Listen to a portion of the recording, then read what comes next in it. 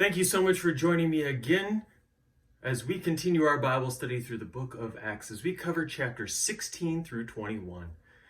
As always, there will be down in the timeline each individual chapter. So if you would like to fast forward to those chapters, please do so.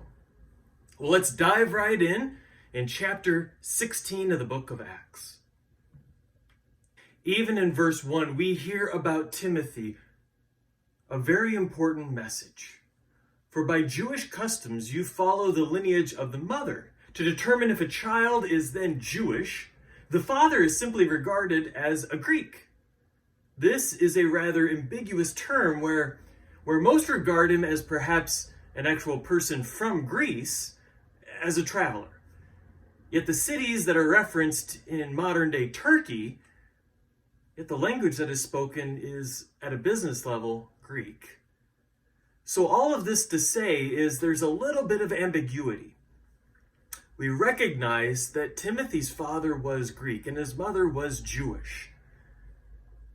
Yet we do not know exactly where he comes from, what it is he did, what it is he really lived in. But none of that is really important. The lineage of the Jewish custom was that the mother would determine if you were Jewish or not. So it's important for us to recognize that. As we continue through our study then, we go on in 16:7. Here we have a map to show us that many of the regions or small towns and farms, the vineyards, that many of these places that he is going and traveling to are places where people are residing who most people would overlook. Yet still in the midst of these farms, these small towns, are more people than what we might consider. Because there were probably slaves. Many people had large families in order to take care of the land, in order to do the work of the land, and to truly thrive in that economy. In 7, we bear witness to all the different places, the regions, the areas that Paul travels through in order to speak the good news and the message that God is sharing through him. As we continue on his journey, he is called to the city of Philippi, Macedonia. And that's the region just north of the nation of Greece. So as we look at the map, we're able to see the area, the region. Yet it's in verse 14 that we hear of a very certain woman named Lydia. Now this is important for us to know. Lydia is unique as she is a woman who actually has a name. She's not regarded as the wife of and her husband's name. Not only that, but she has her own business. This means that she is wealthy enough and respected enough to break out of those normal gender roles. Either her family that she was born from or the family that she married into placed her into this position. Now, the other thing to know is the color purple. This was often a royal or rather upper class color, meaning that her clients and associates were very well off within the society. Lydia then is a very powerful ally to have that Paul now knows. And she is regarding herself as an ally with him. She and her entire household were baptized. As we go on in verse 16 of chapter 16, we hear of a young woman who had the gift of divination. And she had a spirit within her, and her owners were actually using her to make money off of. Now this is important for note. The spirit that was in her was not a demon. It was not torturing her. It was not causing her pain or suffering. The owners of the slave were exploiting this spirit. How often don't we take what God has given to us and exploit it for our own benefits? But then we get upset when it is taken away from us. Here, as Paul calls this spirit out of the girl, he's setting her free from this bondage of being only a moneymaker for this family. Yet, what happens to the girl? What happens to the spirit? We do not know. As we go on in this account in 19, we bear witness here to the mob judgment. Outsiders harm someone who we know, and the people go along with them. Even the leaders themselves are local judges who do not gather the whole story in the basis of their judgment. Yet they are condemned, beaten with rods, and placed in prison. We bear witness here to where they are simply jumping to conclusions of what it is they want in order to keep peace, in order to make the majority happy. Sometimes we need to recognize this as our own shortcomings. Yet it's important to note that when they are released, Paul reveals that he is a Roman citizen. He was publicly uncondemned and yet beaten. Why would a Roman citizen be treated this way? This is important for us to note because a Roman citizen was regarded as above other groups, other classes, other societies. Well, let's go on to chapter 17. In the very first verse already, we hear of many places that Paul and Silas are traveling through. So let's jump back into a map to see where they are, and where they ended up coming to was Thessalonica, where there was the synagogue of the Jews. Now, much of this is what we would almost come to accustomed to. Paul teaches to the people, and yet some are willing to listen. Some form a mob in defiance against what Paul is doing. Yet we hear in verse 7 of a man named Jason, and he has entertained them as guests. Nothing is really known about Jason, but he's often thought to be a Hellenistic Jew. That's all we really know. As we continue through the story as it unfolds, we come to our next place, where Paul is now in Athens, talking to a variety of citizens who are gathered together to hear Paul talk and debate him. Not to hear him preach the good news in order to be converted. No, he's actually debating them. So we find him debating Epicureans and Stoic philosophers. Well, these are two different kind of philosophies that guide people in their life. Epicureans sought mental pleasure as being the highest good. Yet pleasure of itself is the highest purpose for all of humankind. Stoics had a unified theory of how the whole cosmos was working and operating using physics, logic, and even ethics. It's here in Stoicism that we have that unifying, active, guiding principle of the world would be a deity, God, the Word, Logos. Remember at the beginning of the Gospel of John? In the beginning was the Word, and the Word was with God, and the Word was God.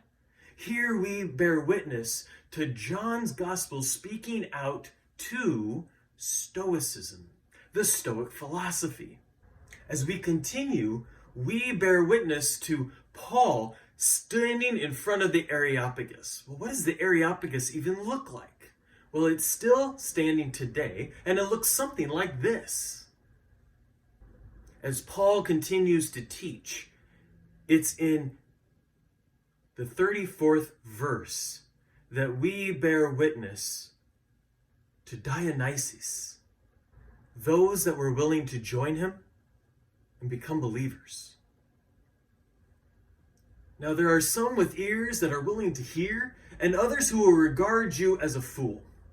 Dionysus, not much is known about him, but tradition says that he became a great leader of the Christians in Athens.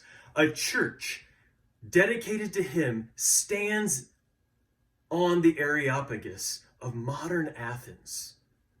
Demarius Nothing is really known of her. Some have said that she is the wife of Dionysus, but there's no real evidence of all of that. Well, let's go on to chapter 18. It's here in chapter 18 that the story continues to unfold, and we hear of new people, new characters that Paul is encountering. We hear of Aquila and Priscilla, Jews who were from Rome, but they were cast out of Rome and needed to find a new place to live and be. Well, they did not have Jewish names, but living in Rome, that would make sense, because in order to maybe hide some of their Jewish lineage or to do business and make deals with among the people, among the Romans, they would need regular sounding names. Claudius was the emperor who forced all of these Jews out of Rome. Well, let's go on to verse 4. Here, every Sabbath, Paul would go to argue in the synagogue.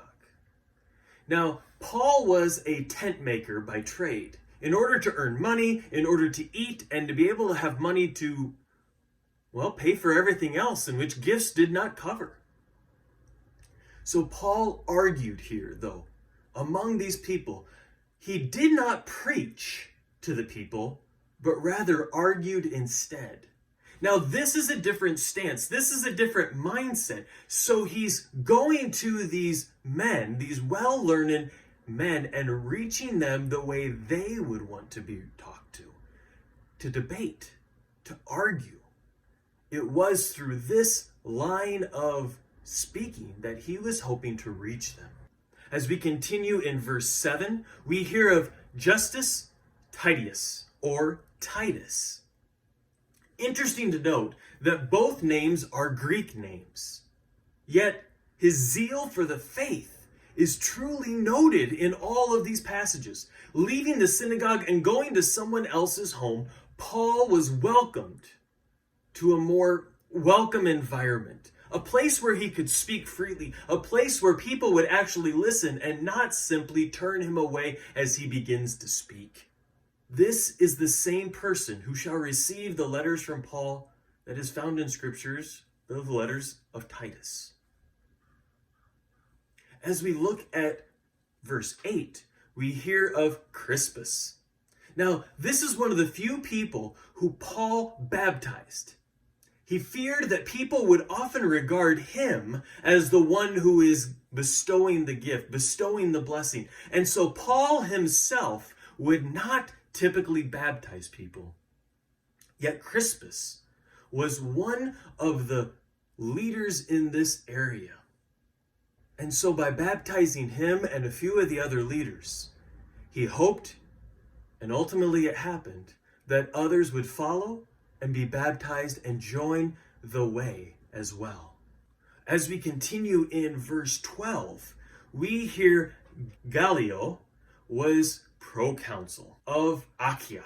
Well, history notes that Gallio was the brother of Seneca, a great philosopher and tutor of Nero, who was to be emperor. The Jews hoped to find an ally by declaring Paul a rebel against the empire. The tribunal actually attacks Paul, but the tribunal was a 3-man group of judges. Yet it's here in this very engagement that we bear witness to another person, Sosthenes. He's an official of the synagogue. He's perhaps the successor of Crispus, but we certainly don't know. He's certainly the head of the accusing party. And so it's very improbable that this was the same Sosthenes as the apostle afterwards calls his brother. Yet scholars wonder about that. Later, was he converted? Did something else happen? Little is known about him. As we continue in 18, we hear of Paul saying goodbye and setting sail. Yet at the very end of 18, we hear in which he was under a vow. Well, what vow is it that they're talking about? This is probably a vow during this season of difficulty. and danger, where Paul is asking for God's love, protection, and the ability to fulfill his mission in the world. After which, he would cut his hair and have 30 days to offer a sacrifice at the temple. Now, this is probably why he leaves Ephesus and returns to Jerusalem so quickly. As we continue in our reading, we hear in verse 24 of a man named Apollos. And he was native of Alexandria, of Egypt, a great known city. We hear that he was instructed by disciples of John, who knew of the teachings of Jesus being the Messiah, but did not know further accounts of what had been shared, what had followed after Jesus was declared the Messiah by John. He did not know anything about the crucifixion, the resurrection. He didn't know anything about any of those. Apollos still was learning about what had happened to Jesus, the Messiah in the world. But he did know Jesus was the Messiah. Well, let's continue our discussion in chapter 19. We're going to go right to verse 9. We hear about a man named Tyrannus. Little is known about him, but he is thought to be a teacher of rhetoric or philosophy. Someone who regarded Paul as someone worthy of a great orator, someone who had a great mind and an ability to speak and teach, that he was willing to give up his podium.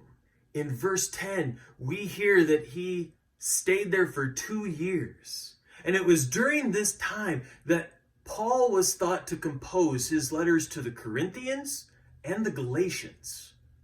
As we continue, we hear of some of the amazing journeys and more people that Paul encounters. It's in verse 14 that we hear of a Jewish high priest named Sceva or Skeva. Now, he's a leader among the Jewish courts and possibly one of the heads of them.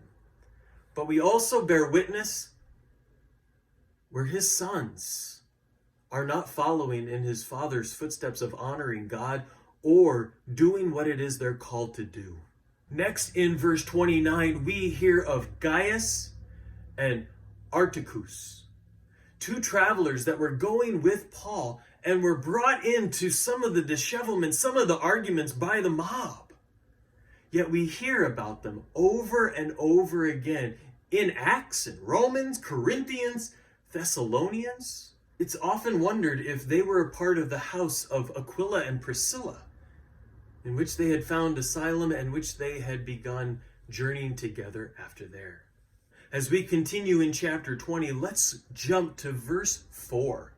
And it's here where we have Sopater, son of Pyrrhus, from Beroea. Now, Sopater, little is really known about him. Now, the name of his father and the location is probably given to distinguish him from others that may have a similar name from this time. Articus and Sendicus, little is known about them. Gaius is likely the same Gaius as previously mentioned from Macedonia. Timothy comes from Lystria. And Tychicus and Trophimus are more than likely from Ephesus. So here we have coming together Paul's disciples, Paul's people who he has been taught and teaching, and now they're coming together. They're coming together to say farewell to Paul. But as the story continues, let's jump to verse 9, where we have a man named Eutychus. Now, this strange story takes place, and nothing is really known about him. Yet his name translates into something that's a little ironic. His name translates into lucky or fortunate one. Well, what happens to him is he gets drowsy and falls out the window as Paul is talking. Yet the word where Paul goes to him and bends over him, is the same word, the same translation that is used when Elisha brings back a young boy back to life. And so we have an echo here from the Old Testament into the New Testament, where God is still at work in the world. As we continue here in chapter 20, we jump to verse 18, where we come to the message that Paul is giving to Ephesus, to the leaders of the church. This sermon that Paul delivers to the people, or message, lays out how he has lived his life and the example that he has given to them. And we shall hear echoes of all of this throughout his letters that he composes as his journey will continue. Yet the leaders who received this letter, none is really known, despite the list of names that have been so detailed up until now. It's just simply the leaders. Well, let's go on to Acts chapter 21. Here at the very beginning, we hear of all of the places where Paul is traveling. So let's dive into a map once again to see these locations. Now it's in verse 8 where we come to Philip, who has noted that he has 4 daughters, and they have been given the gift of prophecy. Now, this is the same Philip that has been mentioned before, the one who baptized the Ethiopian eunuch, the one who has traveled at so great a length. The mention of the daughter highlights how the Holy Spirit has truly been resting not only upon Philip, but also upon the family around him, that they were able to be blessed by God as well. As we continue into verse 10, we hear of Abacus, who gives a prophecy of Paul's demise. Now, this is the same Agabus that was named previously as giving a prophecy. Yet as chapter 21 unfolds, we simply bear witness to how it is Paul continues in his journey. Well, join us next time as we continue our study in the book of Acts.